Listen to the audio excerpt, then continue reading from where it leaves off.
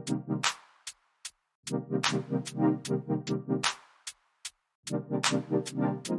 going on, everybody, and welcome to the other side of the Firewall podcast, where we talk about the latest and greatest of cybersecurity news, as well as we highlight those movers and shakers and glass ceiling breakers, as people of color have made it to the other side of the proverbial firewall. My name is Ryan Williams, and as always, I'm joined by Shannon Tynes. What's up? What's up? What's going on? So, continue to tune in throughout the week. So, again, Monday and Tuesday are topics, Wednesday discussion, Thursdays, Ask CISSP. I have one coming up with Lynn Dom from WeSys. I thought it was a really good conversation. And then Fridays, everything else, movies, books, games, all that good stuff. That's what today is. So if you came here for the cyber, there's almost none of it. There's everything else. But this is one of our I don't advertise this episode on LinkedIn, but it gets more views than the ones I advertise on LinkedIn. So, hey, there it is. So, yeah, definitely hit us up on all the websites. Look at all of our content throughout the weeks. Come back because we're a cast of 4. So both Daniel and Chris will be back. In some combination, you will see some of us in some combination, right? Throughout the weeks. And yeah. So Shannon, how was your week? Man, I was sick this week, so hence me missing last week's episode. I was sick this week, but I did more. It was more of the TV watching me than me watching the TV. You know what I'm saying?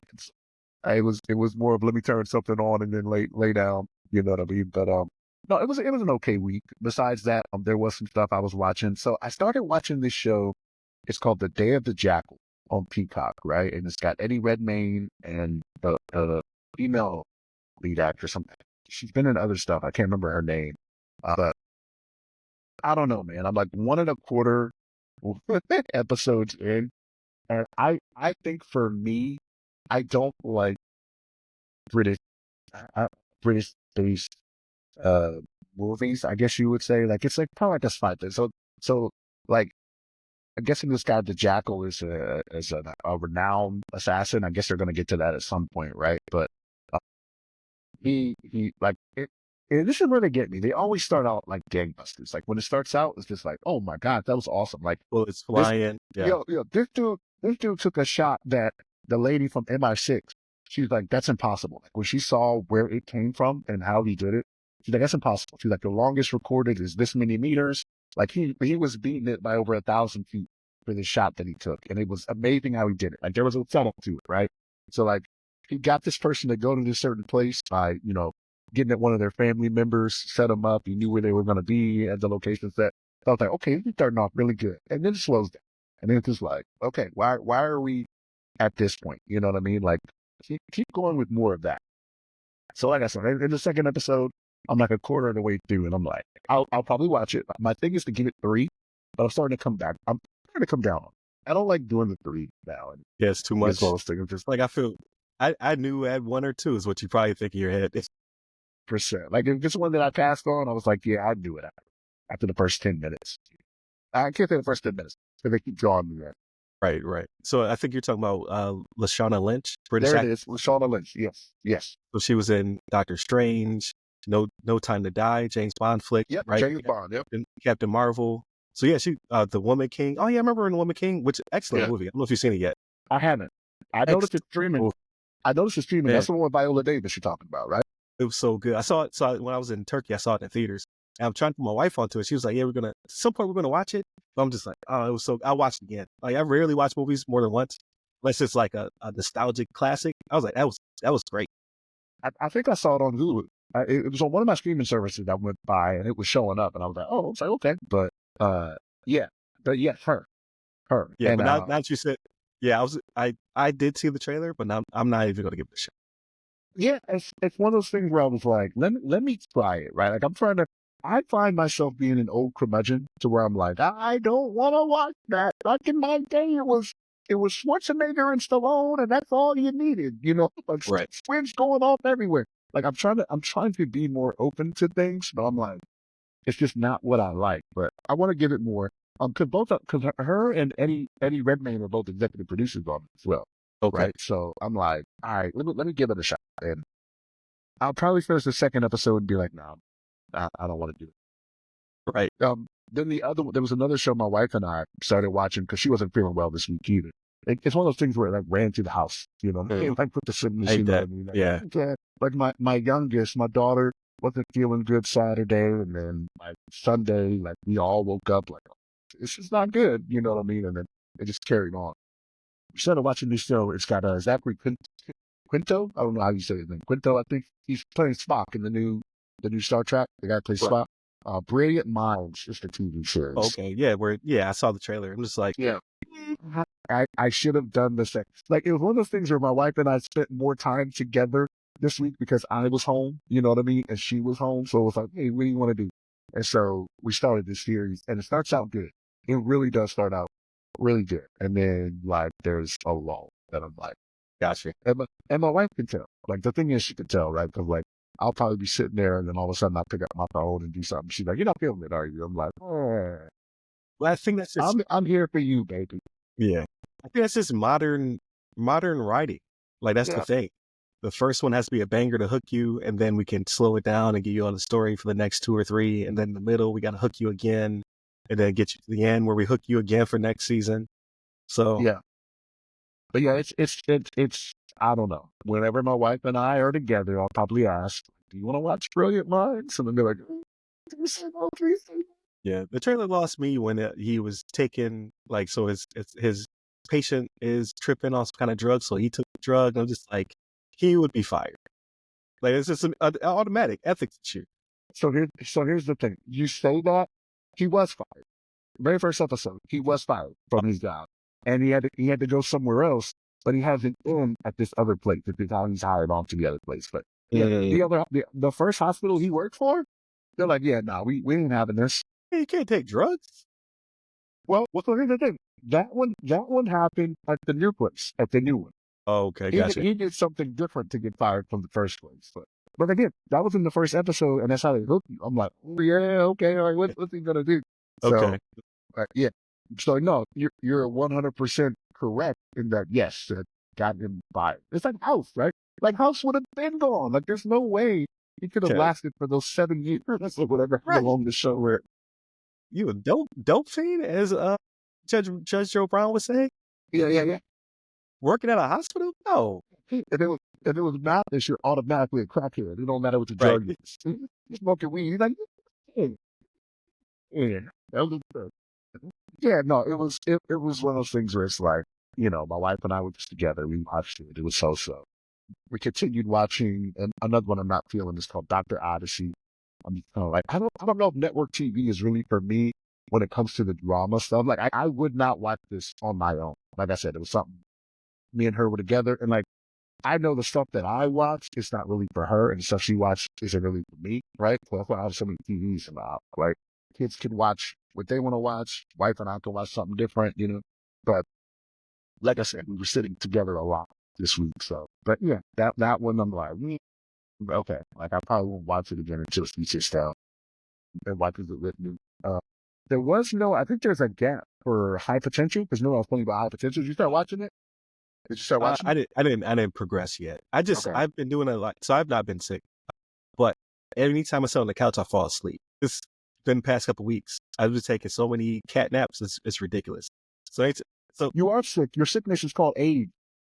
Man, listen, it's so frustrating because I'll then wake up and I'll be on episode 3 or 4 or 5 of the series that just started. I'm like, yeah, so frustrating. Yeah, man. Playing a little bit of Madden, man. So like this week they did that whole thing, and you pointed it out to me, and I had seen it not too long before you put it out to me about the whole Barkley backwards hurdle thing. Yeah, they added to the game. Yep. Yeah, and I'm like, it was an amazing play. Don't get me wrong, right? And the fact that Madden put it in there, that's cool. I need you to fix these other glitches you got in. Because like every time you do an update, the game reverts back to the old stuff that people hate. I'm like, are we back to balls going through hands again? Like you guys were good. Like the first their engine is trash. They have to take a break. But what I think is going to happen is they're going to take the college football engine because everybody raves about it. Like that is actually a good game. I think people like the environment. Yeah, I was gonna say, well, okay, I see what you're saying. Like the aesthetics are what are capturing people, not necessarily the gameplay mechanics. Because I have not heard any complaints about weirdness, like people jumping 10 feet high and balls going through hands. So I was just like, just take that one and then throw on the NFL aesthetic. I make it sound too simple, right? Programming, just copy and paste, done. Save as Madden. I'm not convinced it's not the same, and they're just looking past it because you have so many people that like the college game. Like so many people love the environment and the bands and the cheers and all that, and I'm like, I don't need that. I need realism in my game. I need what I am controlling because I'm not controlling the presentation aspect of it. Yes, it is cool. Yes, I do want it. I do want it to be accurate. You know what I mean? And Madden is pretty good about this, right? But when it comes to like team chants and stuff like that, they're very good at what is in there, right? Like Buffalo, they in there chanting all the time whenever you play them, right? Right. Like they're going at it, you know what I mean? But like it's crazy. Every update, I kid you not, man. And like it gets to a point where like in the fourth quarter, like nobody can be tackled. It's ridiculous to me. I'm like, yo, how are Bounce you off of them. breaking?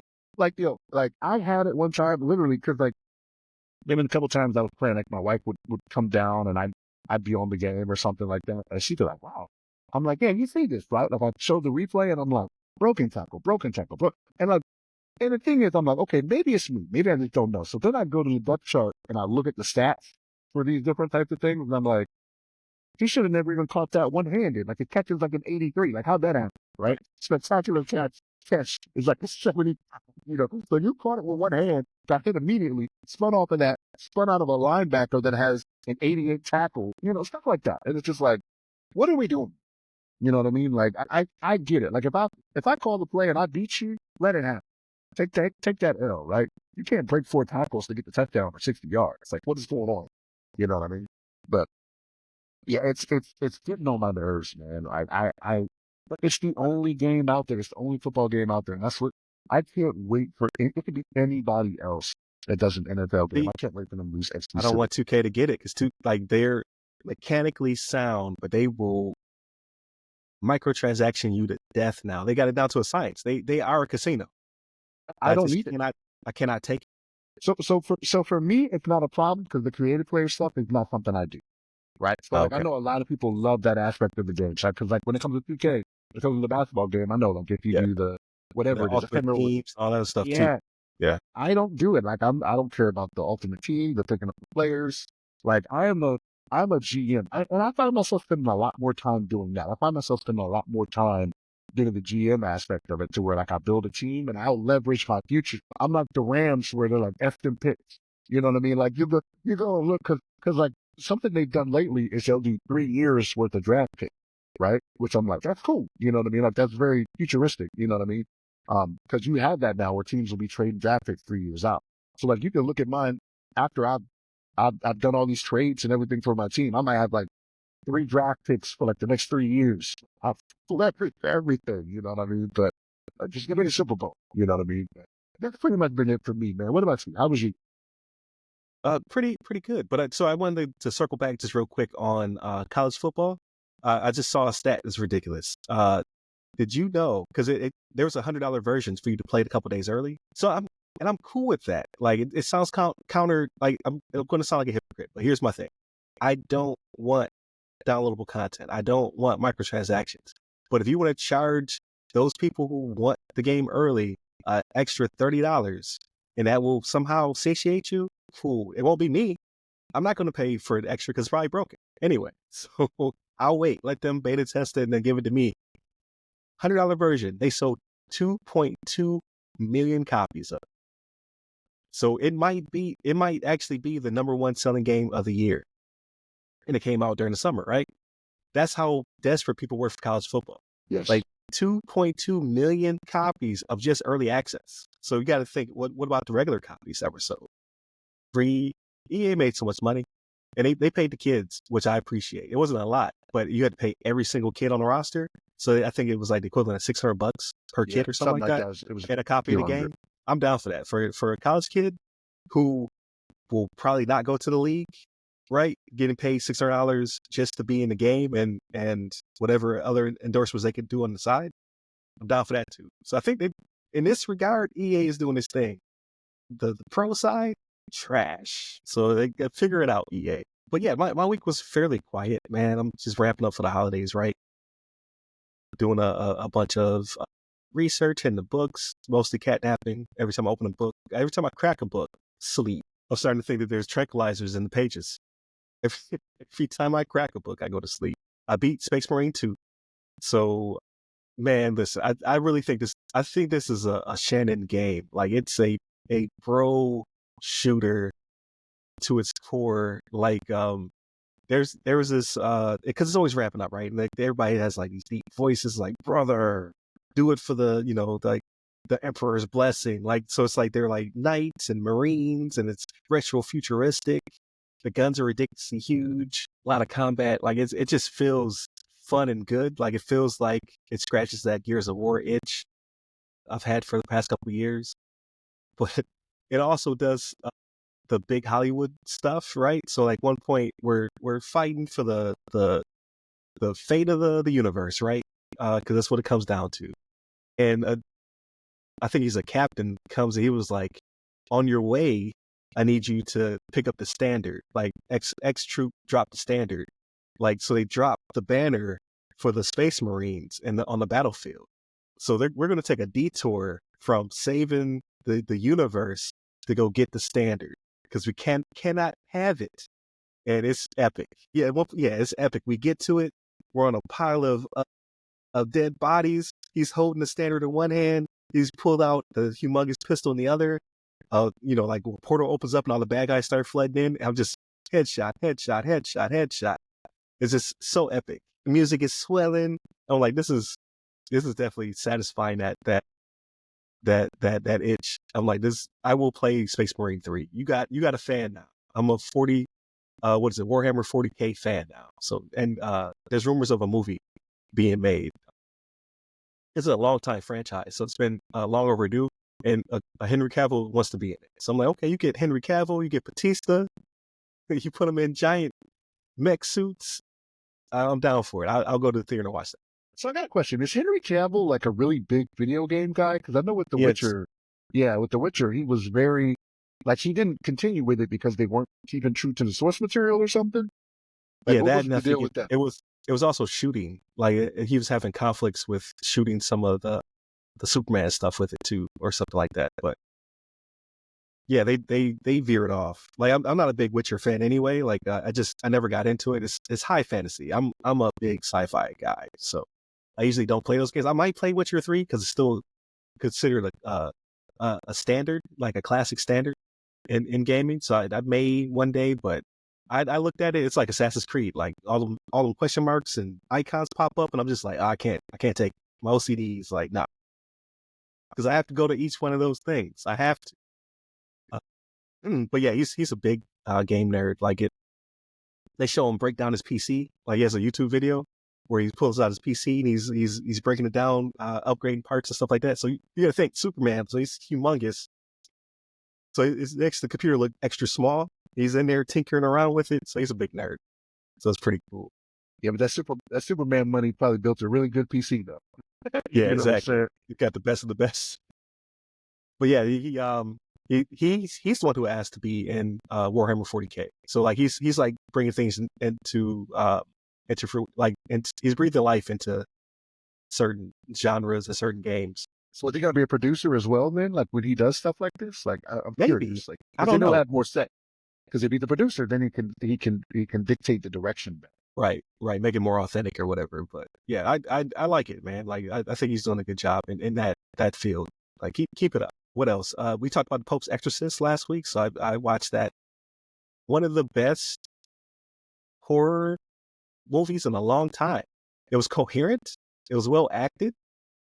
Special effects were off the chain. Like Russell Crowe, right? Yeah. I was really surprised. I've seen that, and like I didn't mind it, but a lot of people were not fans. It was okay.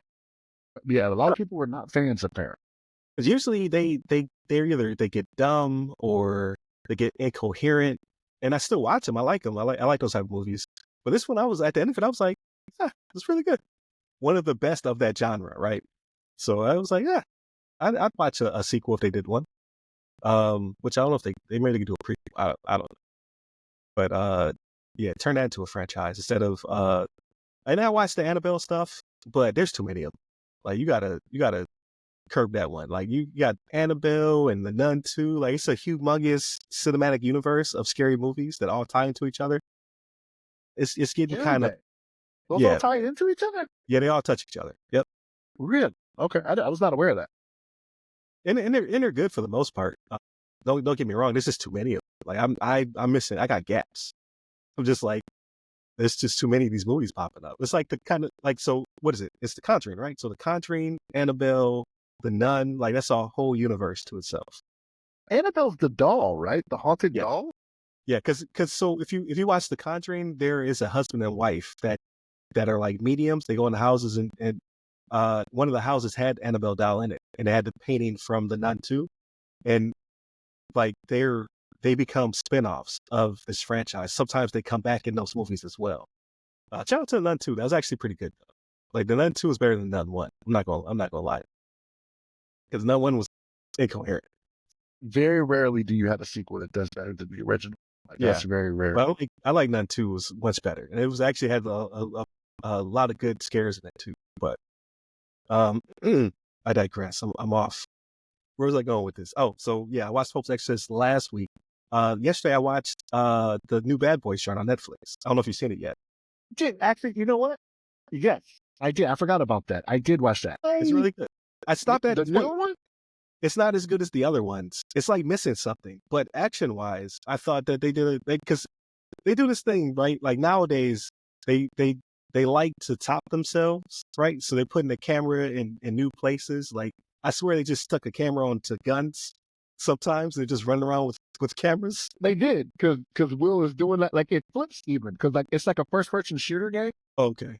So my wife and I were watching it, and she's like, "I don't like that." I was like, "Yeah, it's like a first person shooter game." And then the camera flips, and it's him, and you see him doing this. And I'm like, "Okay, I liked it the first way."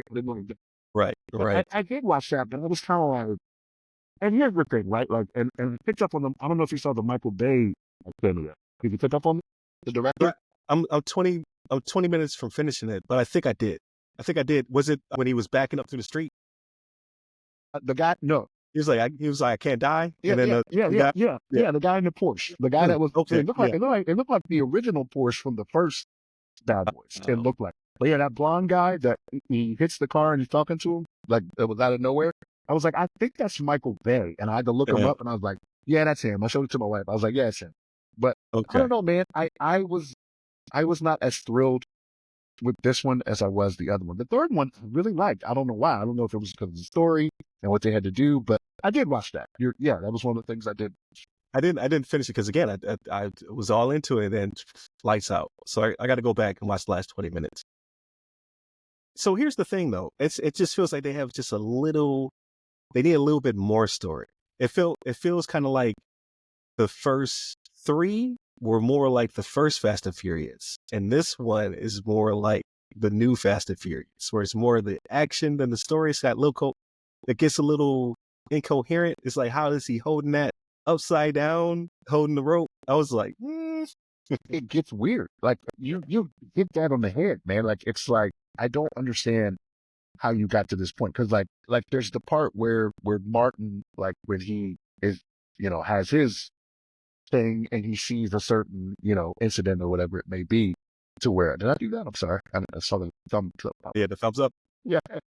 But that part I was kind of like, I don't know about that. And then he comes out and like his whole what he has been the last three movies has changed. He's like, nah, it's not the thing. Like I can't die, blah, blah, blah. And I'm like, I don't know, man. But like when you watch the last 20 minutes, like you'll see. That doesn't last the whole movie.